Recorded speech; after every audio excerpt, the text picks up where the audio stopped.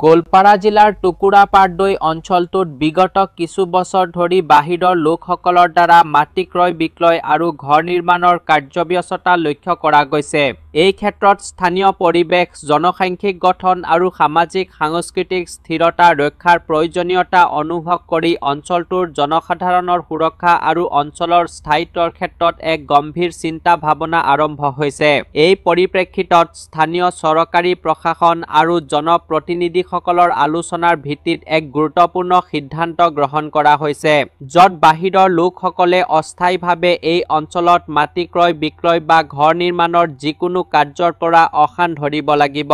এই নিৰ্ণয় অস্থায়ীভাৱে হ'লেও অঞ্চলটোৰ সামগ্ৰিক পৰিস্থিতি আৰু জনপ্ৰতিক্ৰিয়া বিবেচনা কৰি ভৱিষ্যতে পূৰ্ণ বিচাৰ সহকাৰে পুনৰ পৰ্যালোচনা কৰা হ'ব।